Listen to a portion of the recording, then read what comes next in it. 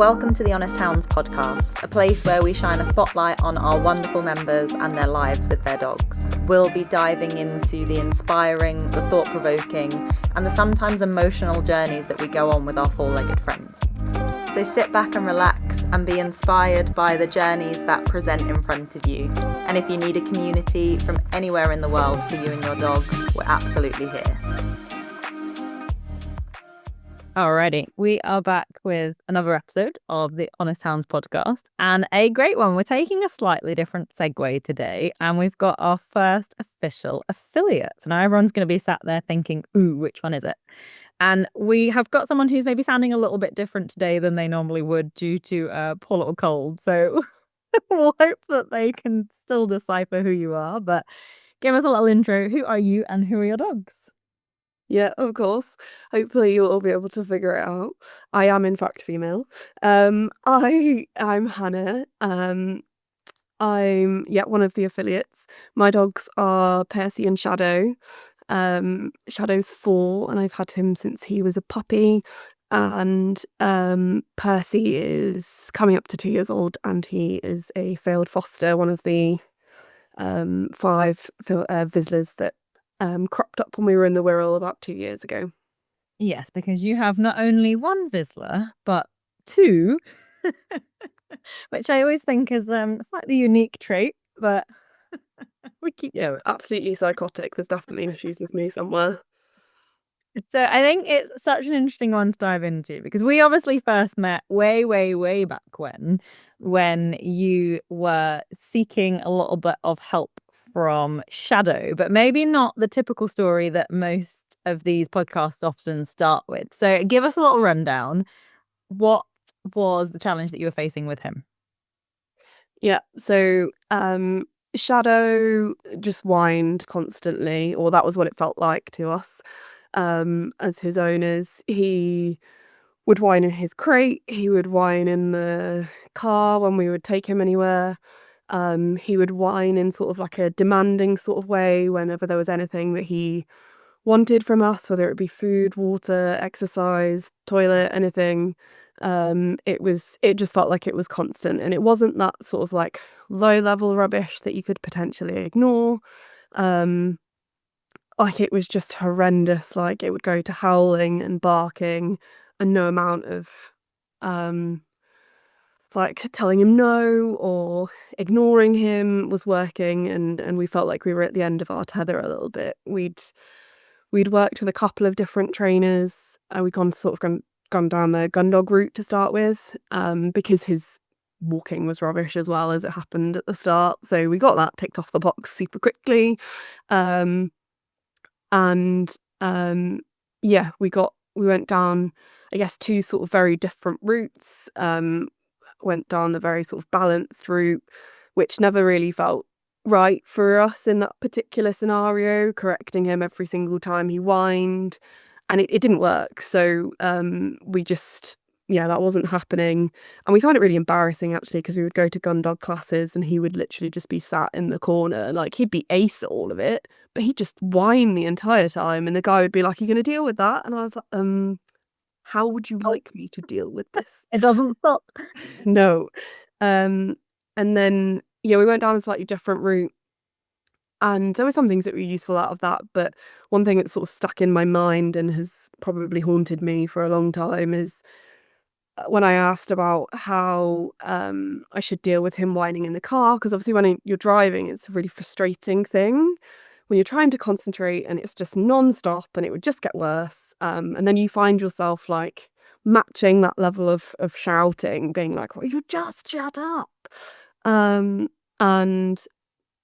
asking the question of what we should do and just being told to turn the music up, and I was just, and still to this day, I'm just mortified by that we paid so much money to receive that advice. So as so many people do from Honest Hounds, we'd followed your Instagram page for a while. What was the first thing that you said to me when we met? I was like, I know, it's so embarrassing. It was probably also the first thing I said to Jess P as well, and I was like, why? Secret fangirl in the corner. I'd followed your page for a while, seen about Jess P, and it was sort of a little bit of a last chance saloon for us in terms of fixing it. It was in no way that we were ever going to get rid of him or anything that extreme, but we were just, it felt like we were throwing money up the wall and it wasn't really going anywhere. So we were like, right, we'll I'll travel to Dundee, brain, and see if we can get the help that we need, see if it's sort of that concentrated help that we needed and not just that sort of, I guess, 1 hour session of what can you do to help me. So went and stayed up for the residential, realised that, or felt a little bit, I guess, embarrassed at the start that everyone else on the residential's issues felt like they were a lot more real than mine did. But at the same time, it was very much like water torture for us, this noise that he was doing. And I remember being super embarrassed, but then after speaking to you, who obviously with Atlas, sort of could appreciate how frustrating the whine actually was. And as much as everyone else, the residentials, I think a couple of them did have Vizslers, and the whine definitely wasn't anywhere near the top of their list in terms of problems. But it was just, it just felt like it never stopped. I think it's important to highlight the level as well. Like, I also own a Vizsla. He can be a bit whiny, but yours was in like a completely different. Like, I was ready to sell Shadow by the time you'd been there a couple of days. I was like, oh my God, it does not stop. And I think that's the thing is it again, we say it, don't we? It's not a problem if it's not a problem. But if that is something that is non-stop the whole time, like, I don't think you realize how much it then impacts, like you say, every time you're driving, if you're trying to have 10 minutes to yourself in the evening, it just becomes an earworm that you cannot tolerate. And it feels like you hear it. I mean, this is an example. I feel like it's probably gonna haunt me for the rest of my life, because the dogs had a not very common weekend away this weekend, and I said to Connor, even when we happened to be in the house and they weren't here, I was like, I feel like sometimes I can hear a dog noise, and I was like, they're not even here, and I can just feel like I hear a whine sometimes. And I think because it's also such a sound that's like, it's similar to other things as well, like Was that a really specific sound of the night? And you're like, did I yes, it's like the birds, or like we've got a squeaky bin at the moment. It sounds exactly like Shadow used to sound, and it's so bad, but it's just one of those things. I mean, it's the same when Jess P had him for, I think it was like one night when we were up there for the residential, and she handed him back. She was like, oh my God, it wasn't okay. And yeah, it was just really affecting everything. Like, Connor and I were getting at each other because we were just on edge all the time, waiting for the next time that he was going to do it, and we were just going to get frustrated by it. So the residential was very much like the starting point for us in terms of sorting that piece out. Because aside from that, like, he was and is still an absolutely lovely dog. Like, he's great outside with other dogs. He loves doing all of the dog sporty side of things, but just inside, and when he didn't have a job, he just couldn't function other than whine. So Jess and everyone on the residential gave us some great advice in terms of we upped his exercise, but not too much, because with Vizslers and the sort of breed that they are, I mean, we could absolutely walk him 10 miles a day if we wanted to, but then we'd have to walk 10 miles every day. And I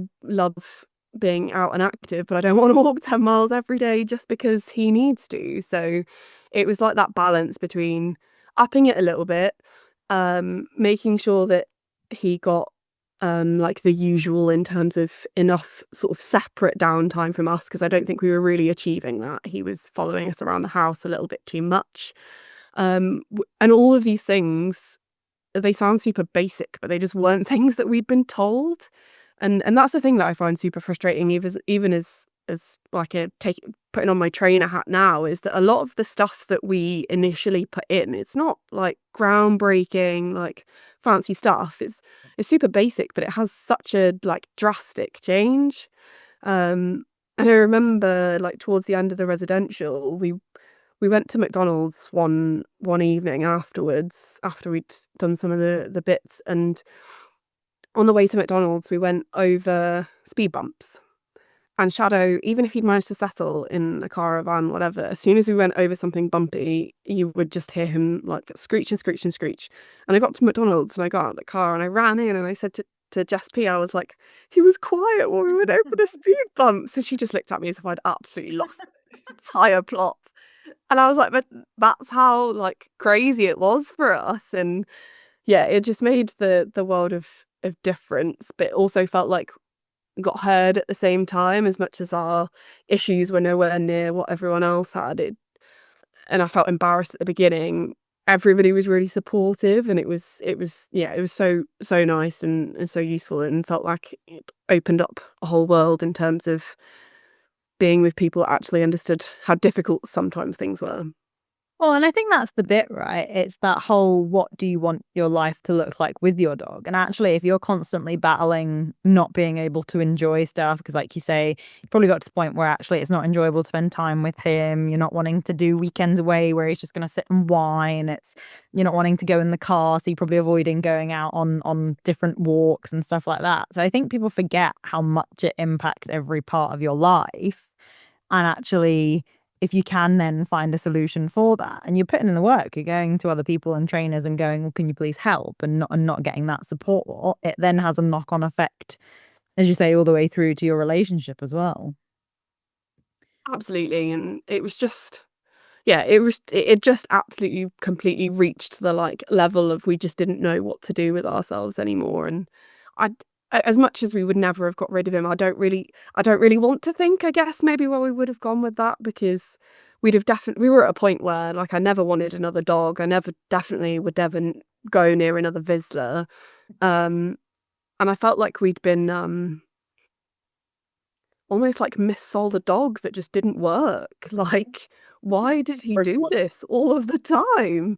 I remember messaging the breeder at one point, probably not that long after we had him, and I was just like, why? And I think obviously Vizslas whine. I mean, dogs whine, but Vizslas are a bit more whiny than most breeds. But it was just on another level. So yeah, to be able to get the help we need. And it's not to say that now he doesn't whine, like he absolutely does, but he whines like a normal dog, not like an insane one that just doesn't know what to do with himself. So yeah, it's just made the world of difference, and it's meant that I probably got to a point where I loved him, but I didn't like him.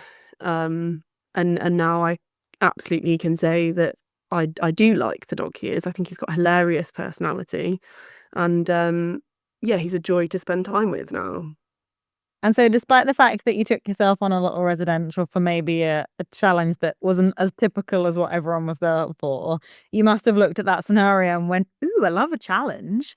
Maybe I'll pursue this for dogs that are much more complex than my whiny Vizsla. So what happened after that fateful residential? Yeah, I guess it was like the residential that spurred it on, because I remember doing the activity where we swapped dogs as part of one of the walks, and it was probably that got me definitely wanting to come back and do more, but then starting to sort of get my thinking hat on in terms of maybe this is something that I really enjoyed and might want to pursue. Is Yeah, we swapped dogs, and I think I'm trying to remember now. I think I got another Vizsla, and he didn't whine, or he didn't whine. I mean, mine wouldn't whine in that situation, but he didn't whine at me, and I was going to take it. So, yeah, it was all about getting endorphins up and doing all of that fun stuff. And the owners that this other dog's owners had struggled with that a little bit, and I think it was just nice to be able to feel like I could contribute to their journey too, as much as, and then also obviously have a break from Shadow in that moment in terms of working through that stuff. But it was really nice to be able to help someone else out and be able to see their sort of smiles at the end, to realize that their dog could do it. Like that was really nice to see. And I remember saying to Jess P, like on the day when we were all supposed to go home, and I was like, I don't want to, like I want to carry on, I want to do more. And she was like, oh, why don't you come back up? We've got another one in a couple months' time. If you're free, come back up and do some more. And at the time I didn't really catch on that I was going to be more of a helper capacity rather than just absorbing information. And the first day when I came back, and she was, I can't remember exactly what term she used now, whether it was like a trainee trainer or a mentee or something. And I said to her afterwards, I was like, "You what?" I was like, "Am I? Is this why I came back?" And yeah, it was a little bit like overwhelming, but at the same time, exactly what I wanted, and I just hadn't really clocked it. So, and I then just couldn't get enough, and I think I probably attended every single thing that was being Travelled that road well for a good few months. You must have been well known to the drive from Dundee. 100%, 100%. I just wanted to, yeah, absorb as much information as possible. And Jess P said to me, she was like, just go and run a puppy class. She was like, just see how you get on with that. See how you get on. Which felt super weird, going from these residentials with these super spicy dogs to going, yeah, just go run a puppy class. But at the same time, when it actually came down to it, that was terrifying in its own way, because having to get up in front of, I don't know, 10 people um and try and help them with their really young dogs that needed those sort of basics put in place, which really is like the principle of everything that we do, trying to make sure that we get those things in place, and trying to explain the reasoning behind those things, that it's not just about obedience and can your dog do sit, stay, down, spin, all of those things. It's trying to make sure that they become really well-rounded, nice, lovely dogs. And I remember all the shocked faces when I did puppy class, and it was probably like week 5 or something, and I did muzzle training, and they were like, "What? You what? Why would I want to muzzle my poor puppy?" But as soon as people get it, it's then just like, well, if there's 8 to 10 people there and 2 of you take that away and go and use it, that is 2 more people that would never have muzzle trained their dog had they not been sort of guided to do so. So yeah, that was a really good sort of starting point. And then I feel like I just got absolutely hooked and couldn't get enough, and wanted to be up and learning as much as possible, but at the same time getting as much experience in my own right. So Yeah, and I think that's a really interesting bit. And I think we do have lots of people within the community or perhaps listening who kind of go, "Oh, actually, I'm really interested in this." I think once you've had a challenging dog, whatever variety, you go, "Oh, okay, I think I've got a little bit of a bug for this." And I think the one thing that you've always done really well is gone, right, okay, I want a breadth of knowledge.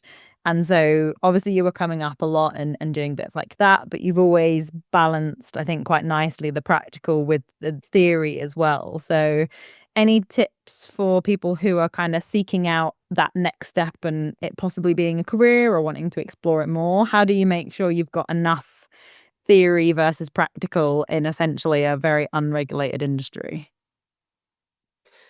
I think initially it's really important to understand how you learn as a person as well. So I know that I have to either read, or are quite visual, so I have to see something, or I have to do it, or a bit of both.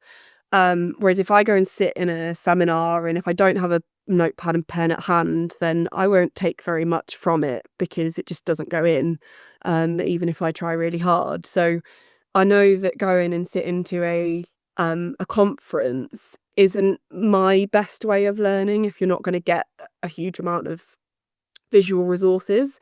So going and picking those courses that allow you to get stuck in and get involved and get hands-on. So I've done quite a lot of the scent work UK courses that are available, and they're always really good, because as much as you listen in terms of how to do the theory of it, you get a booklet, so I get to read it as well, which is the way that I need to process it. But then you also have to demonstrate that you can go and do it too, which is then helps with the hands-on side of things. So I've tried to pick stuff that suits my needs as a learner, but also it's about what I've been interested in too. So I absolutely love the behaviour side of things, but if I only did that, I think I would probably get a bit bogged down because it's overwhelming. Like some of it's really tough in terms of the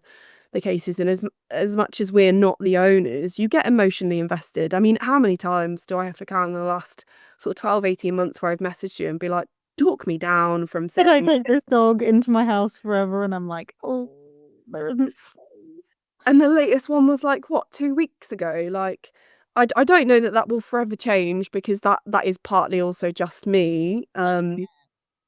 But I'm aware of that, which is why I send the message, because I know that I need to be talked down off my high horse. Um so I also do the dog sport stuff too, which is why I've done a lot of learning in terms of the scent work stuff. I've done the man trailing too. It's something that goes down really well with my dogs personally as HPR breeds, but also it's a great one in terms of being able to offer it to clients, because as well, it's so easy to get stuck in with the behaviour and again feel like you're overwhelmed just trying to help your own dog.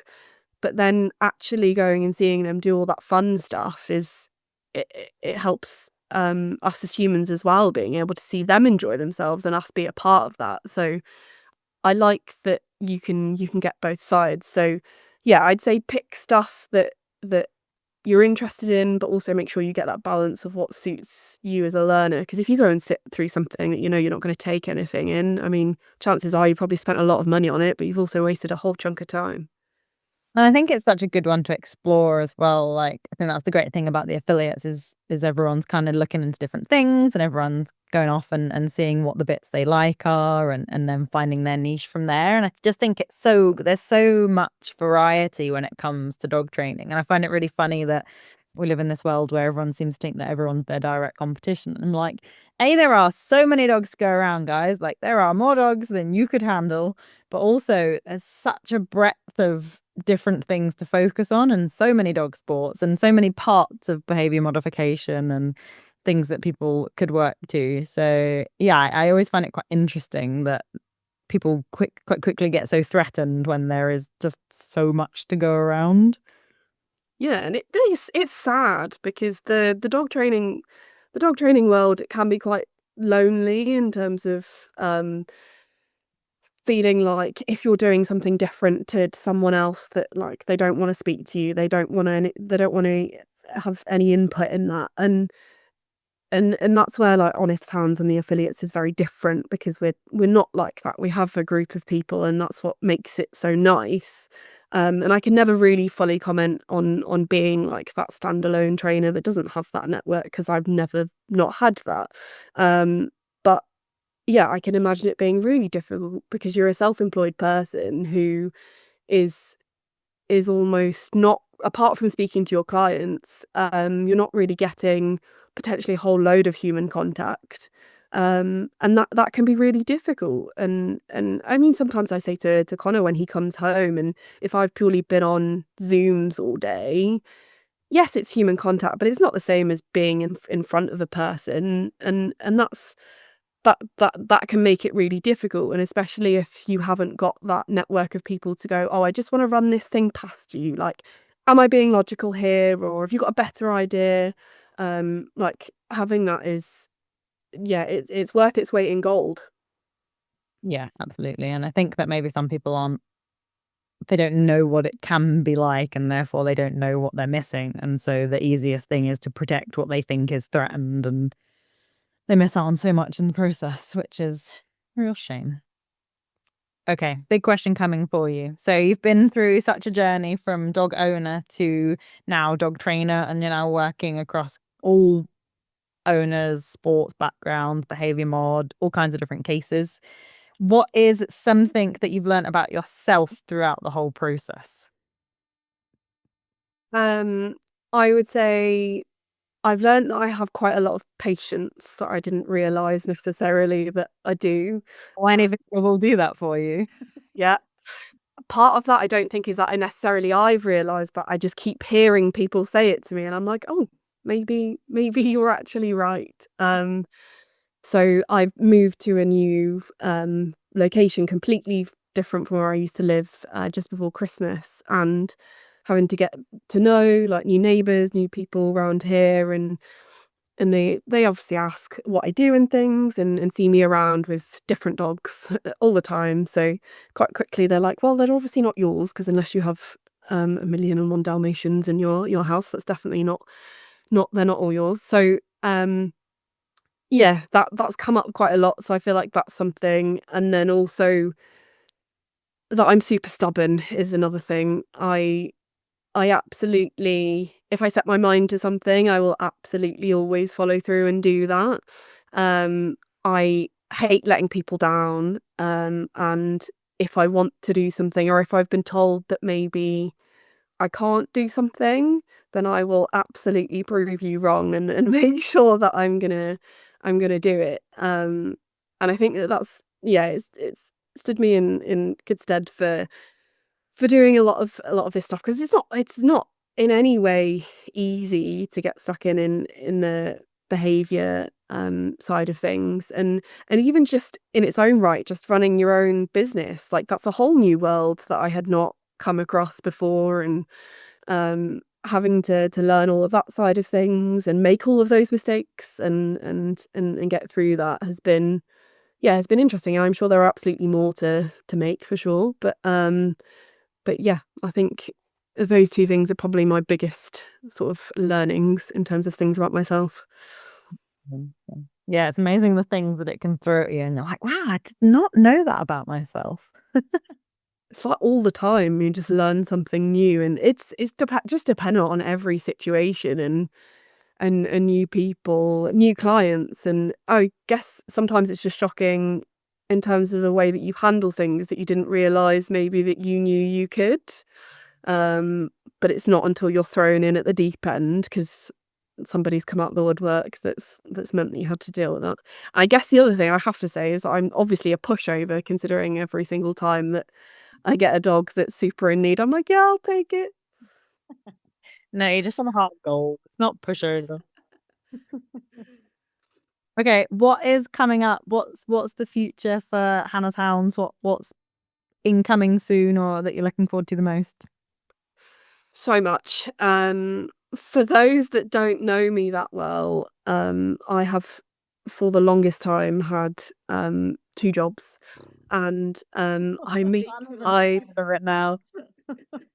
I make my main job work around, oh, I say main job, it's not my main job, but I make my other job work around this job.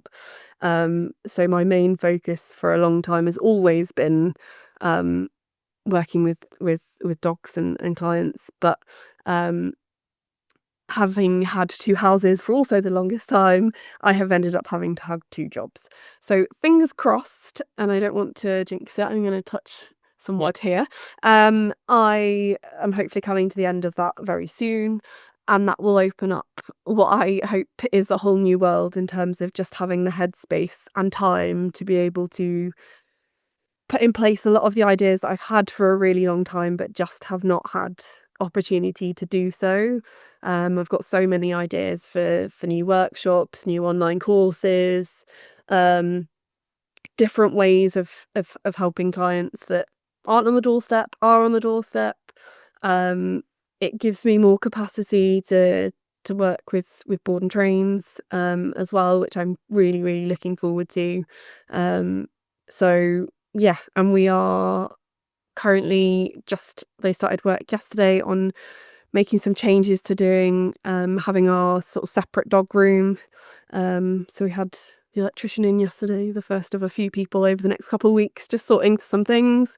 So yeah, really excited for that, because it means that we'll have more space to be able to have board and trains, and it also means that Connor will be super, super happy that his house is not overrun by every dog that is in the house. So yeah, it'll give us that sort of line, I guess, between personal life and work life, because at the moment, every time I walk into my kitchen, it is just work life.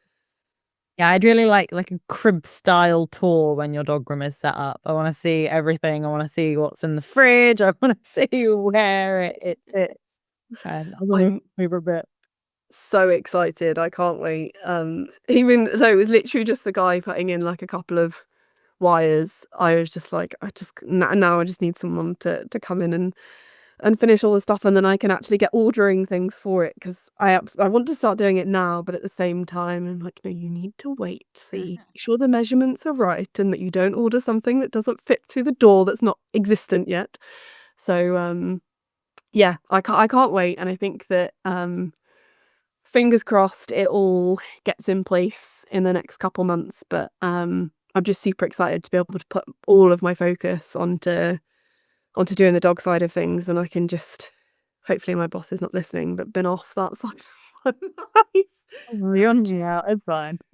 Yeah, that I just don't enjoy that. It's just not where my like passion and heart lies. So I can't wait for that to be 100% my everyday. That's very exciting. Very, very cool. And where can people find you? You've mentioned you've just moved, but where are you located now for anyone that's listening going, ooh, maybe she's near me? I'm in the East Midlands, so I'm sort of halfway between Derby and Nottingham, in a lovely place called Shipley, and I live right in the middle of a country park, which I absolutely is amazing. The dogs literally walk out the front door and they're just in the middle of it. So to the point where I actually dropped them off at boarding last Friday. And don't get me wrong, like they're on leads all the time, but a lot of the time, if we just walk out, and I don't necessarily have a lead with me. And I took them to the boarding, and obviously I have to get them out of the van and hand them over. And I was like, so I forgot leads. Well, what? I just don't need them anymore. They were like, you're not the first, and you certainly won't be the last. Oh, bless them. Okay, I always finish with a couple of questions. So we haven't touched much on poor Percy, but you can throw me an answer for both of them as we do. So as I go through, anything that pops into your head. So my first question for you is, what is your favourite thing about Percy and Shadow? Percy, my favourite thing is how like daft and derpy he is. Like he's just such a muppet. Like it's like he's still got that like puppy like gangliness about him. So that's definitely my favorite thing about him, because he's such a donkey. Shadow, I love how like excited, and he just like throws himself into anything that I ask him. Like 100% he will do it to the best of his ability, even if it's not what I wanted in the slightest. But yeah, he's just so funny. Once we get going and we get stuck in, he'll offer me every single trick he has in the book, because he's like, so what are we doing? What are we doing? What's next? What's next? What's next? I love it. And I just think it's so funny. All gas, no brakes. 100%. Okay, their favourite things to do. So Shadows, I would say, is probably man trailing. Between him and Vinny, I have never seen two dogs that are more motivated to do it. Like they are literally on their back legs, like. And I don't let my if for anyone that has obviously listened to this, I obviously don't love dog noise. It's not my favorite. It haunts me, but I love it when they're doing it when they're super motivated, and they're just ready to get stuck in. And yeah, Kim's dog, Vinny and Shadow, they're on their back legs, they're shouting, they're whining, they're like, let me at him, I want to go. So definitely man trailing for Shadow. And Percy, he's very different to Shadow. He's much more chill. He's very laid back. His favorite thing to do is probably just eat. He is never full, that dog, ever. He likes to chill. He loves to like have a snooze outside in the sun. But he loves to eat. He also looks like he doesn't eat though, which is frustrating to me at all. He looks like he should be like an RSPCA dog half the time. But yeah. As someone who has a golden retriever with the world's worst metabolism, she's like, please feed me, and I'm like, you're funky. Athena needs to share some genes with Percy and vice versa, and then they'd be good. Okay, what is your favorite training item? Ooh. Um, oh, I love, I love a. Oh, this isn't interesting. No, I was trying to pick one. I love a tug toy, I guess. Um, I think it's a really good one for just being able to have fun with your dog, obviously. But I think that toys in general are really good at being able to get your dogs to um, redirect onto something else. So it doesn't matter what that situation is, whether it's they've got an issue with other dogs, they've got an issue with the humans, whether it's like prey drive related. I love being able to just get that like new pathway written in terms of come and have fun and do this thing with me. And then being able to get some enjoyment out of it. And it feels a little bit less transactional like than food sometimes, because it's like a little bit of a fun thing, like part of that partnership. So yeah, probably a tug toy if I had to choose. Okay, and this I'm going to slightly vary this one based on the dynamic, but I'm looking for your superpower as a dog trainer. So what skill or quality you have that makes you a super version of yourself? Mm, I'd probably go back to patience then. Um, I think that by proxy having two Vizslers, I end up getting a lot of Vizsla clients, which I'm not complaining about. Um, but it means that I get a bunch of whiny ones, the same as Shadow. It means that I get a lot of stubborn ones. And having to work through that and be able to sort of compartmentalize sometimes in terms of doing other things, even though they're low level whining and it's doing my absolute head in, or even when it's working through some of their behavioral stuff. Sometimes the Vizslers are absolute like donuts and it takes them like a chunk of time just to like they're super clever when they want to be, and then there's some things where they're just like, I just don't get it. Um and just trying to work through that stuff with them, yeah, I feel like it takes an enormous amount of patience. So I would probably say that that is my superpower. Yeah, totally. Okay, one thing you wish you'd known since day one of owning a dog. Gosh. So many things.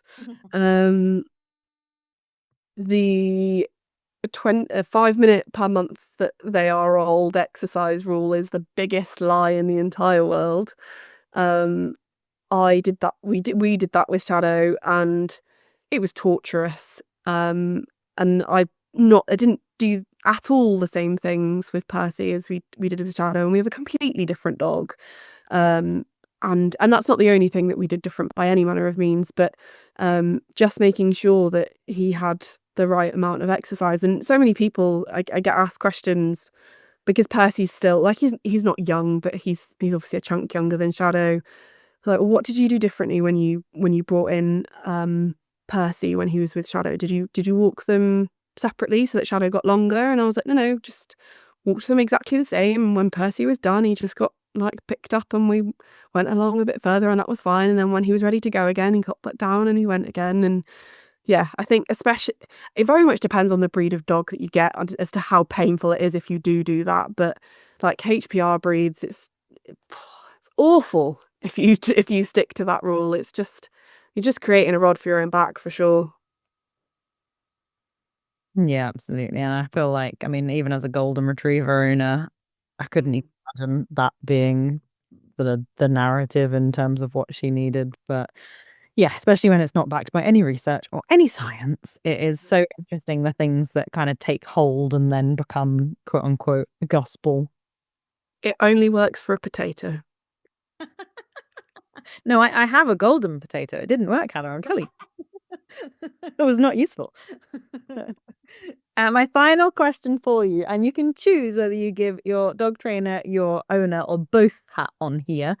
One thing that you would say to someone who is still struggling. As an owner, I would say don't give up. If you found Honest Hounds amazing, you're sorted. We will help you. If you haven't, then find us.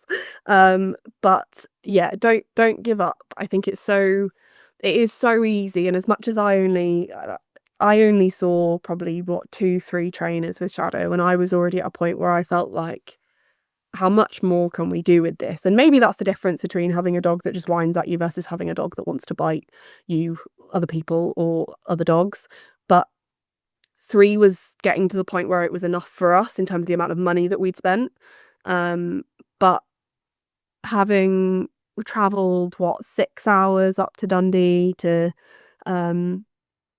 work with Jess P, it was without a doubt worth it, and it made the world of difference. And it meant that we now have, he was probably 2 years old when we went there, so we now have like a huge amount of time where we get like the best version of our dog, and that is without a doubt worth it. From a trainer perspective, it's reach out. Like, don't sit there. It's so, how many people that I speak to in terms of clients, they're like, oh, we've watched and we've stalked and we've done all of this for 3 to 6 months. Like, don't wait. Like, don't do that to yourself, because it's 3 to 6 months where you could have that time back, and it's 3 to 6 months where you could be putting in a whole chunk of changes that mean that your relationship with your dog actually feels positive again. And it doesn't take much for those changes to be made. It doesn't necessarily mean that we have to have solved the problem for you to feel more positive about it, but just things going in the right direction mean that you can get a much better relationship and partnership with your dog than you currently have now. So yeah, don't sit in the shadows and wait. Like, we will absolutely, any one of us affiliates, do anything and everything that we can do to support, and that's what we're here for. And we don't bite. I think so brilliant, because obviously you have got a link in your bio on your Instagram, haven't you? We'll link that in, but anyone can book a free 15-minute call with you. So there's such a good reason to be like, do you know what? Put 15 minutes in, just have a chat, go and tell Hannah something you enjoyed about her podcast, or tell her some of the stuff that you've been finding challenging, and just give it a chance. But I think, Han, I've obviously been there from the day that you turned up in your little Maliko gilet and went, I've got one too. And now actually seeing all the hard work. And I mean, I tell you on the regular, but just to let the world know, you put in so much time and energy for all of your clients and all of the community. And I'm continually blown away with how hard that you absolutely graft. So you are so deserving of every success that comes your way. And I, for one, cannot wait to see the progress that you continue on. So thank you so much for your time. Thank you for being awesome. And I will be seeing you soon. I know. I'll see you on Friday. Thank you.